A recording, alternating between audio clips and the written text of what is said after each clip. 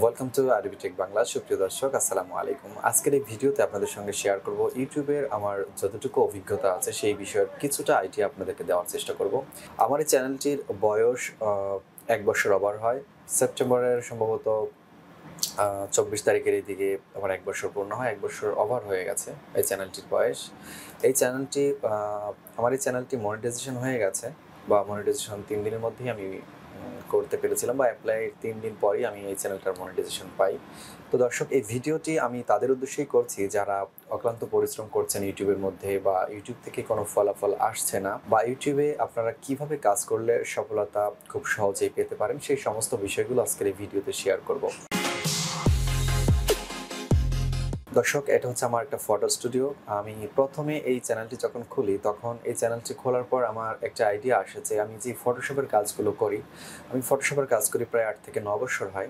এই ফটোশপের কাজগুলোর উপর যদি আমি একটা চ্যানেল চালাই তাহলে মনে হয় ভালো হয়। এরকম একটা চিন্তাভাবনা নিয়ে Adobe Tech বাংলা নামের এই চ্যানেলটি আমরা ওপেন করি।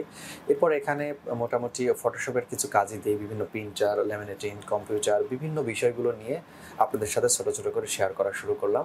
তো হঠাৎ করেই একটা বন্ধুর কথায় বা একটা বন্ধু বা বড় ভাই বলতে পারেন, তার কথায় একটি আমি ভিডিও আপলোড করি যেটা হচ্ছে কার্টুন ভিডিওর উপর।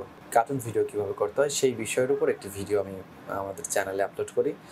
তারপর দেখা গেল যে ৩ মাস পার হয়ে গেল।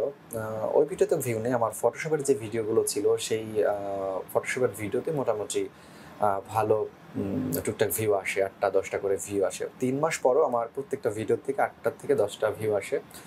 ৩ মাসে আমার চ্যানেলে আমি ফটোশপের ভিডিও ছেড়েছিলাম সম্ভবত প্রায় ৪৫টা থেকে ৫০টা এর মধ্যে হবে।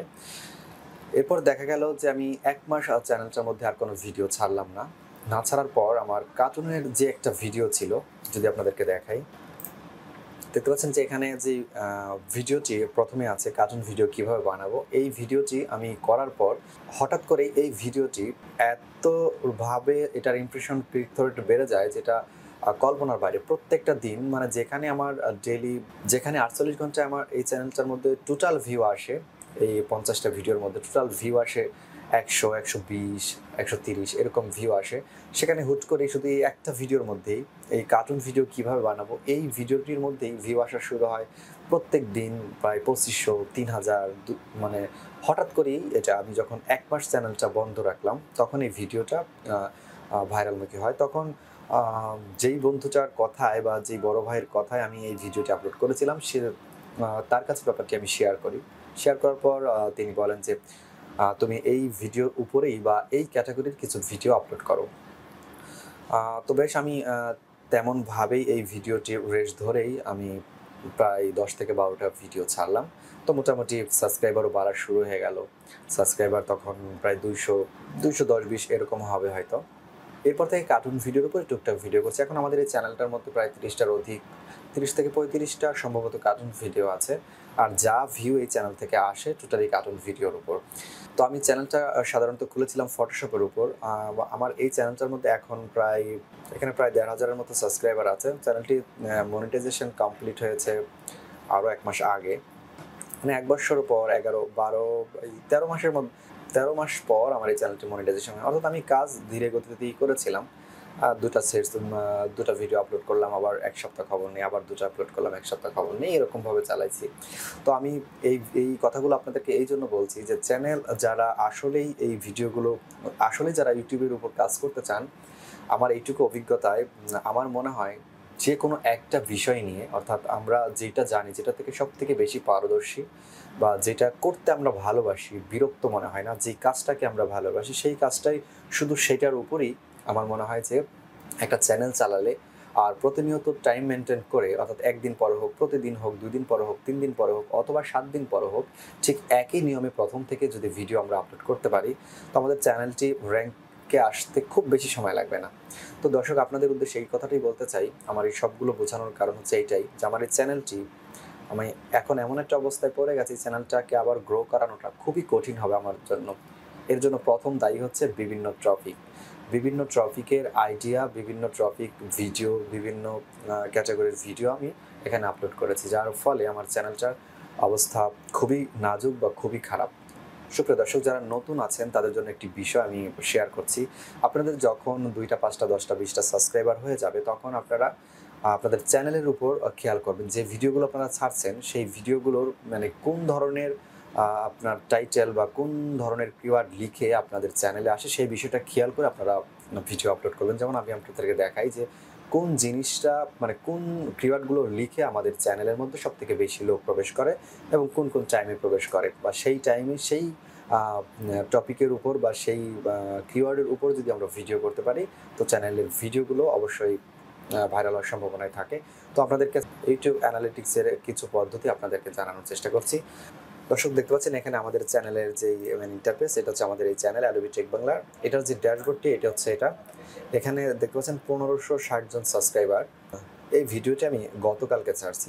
ভিডিওর অবস্থা দেখেছেন যে এটার মানে এক্কেবারে ডাউন। এই ভিডিওটা মানে ভবিষ্যতেও যে এটা উঠবে তার কোনো মানে গ্যারান্টি নেই, এমন একটা অবস্থায় চলে গেছে ভিডিওটা। এটার কারণ হচ্ছে বিভিন্ন টপিক। আর বিভিন্ন টপিকে কাজ করার কারণেই চ্যানেলের দুর্গতিটা বেশি হয়। তো আমরা অ্যানালিটিক্সে চলে যাব। অ্যানালিটিক্সে যাওয়ার পর আমরা এখান থেকে অ্যাডভান্সে ক্লিক করব। অ্যাডভান্সে ক্লিক করার পর আমরা এই সাইডে দেখতে পাচ্ছেন যে ট্রাফিক সোর্স, এই ট্রাফিক সোর্সে ক্লিক করব।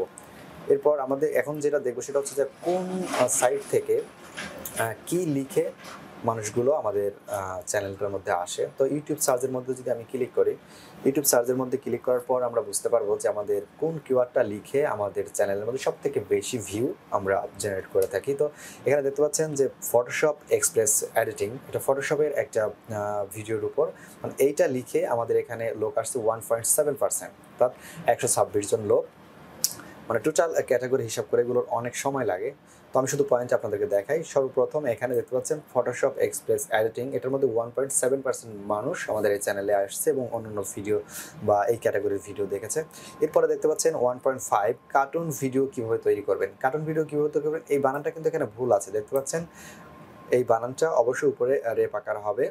এই কার্টুন ভিডিও বানানটা ভুল আছে, এই বানান ভুল, এটা লিখেই মানুষ এভাবে আসছে। তো এই জিনিসটা যদি আমি ট্যাগের মধ্যে ব্যবহার করি তাহলে আমার চ্যানেলটার মধ্যে যে ভিডিওগুলো আছে এই ট্যাগের উপর সেই ভিডিওগুলো কিন্তু তার সাজেস্টে যাবে বা সে যদি আমাদের একটা ভিডিওতে ক্লিক করে অবশ্যই পরবর্তীতে আরও দু একটা ভিডিও আমাদের যে সাজেস্টে তার নিচে বা সাইডে দেখা দিবে।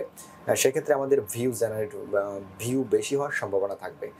তো দর্শক, এভাবে এখান থেকে আপনারা দেখবেন যে কোনটার মধ্যে মানুষ বেশি আসে সেই বিষয়টা খেয়াল করে ভিডিও টপিক তৈরি করে ভিডিও আপলোড করা।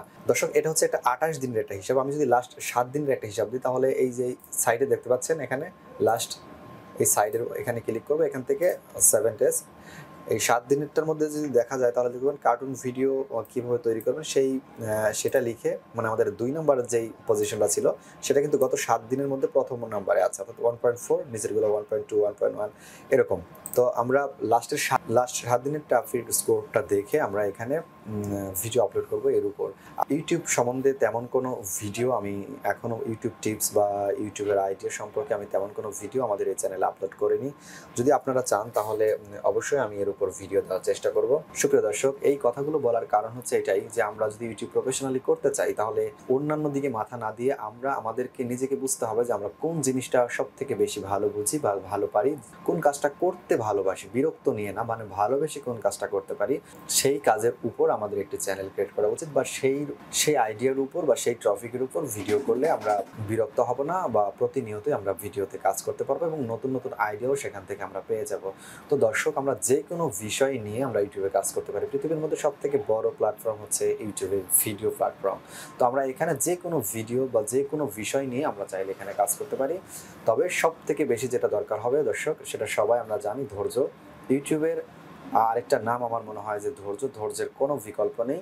ধৈর্য ধরে লেগে থাকতে হবে, টাইম মেনটেন করে ভিডিও ছাড়তে হবে। অবশ্যই আমাদের চ্যানেলে ভিউ জেনারেট হবে এবং চ্যানেল র্যাঙ্ক করবে একটা সময়।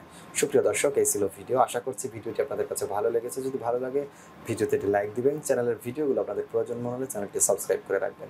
পরবর্তী ভিডিও দেখার আমন্ত্রণ জানিয়ে আজকের ভিডিও এখানেই শেষ করছি। আল্লাহ হাফেজ।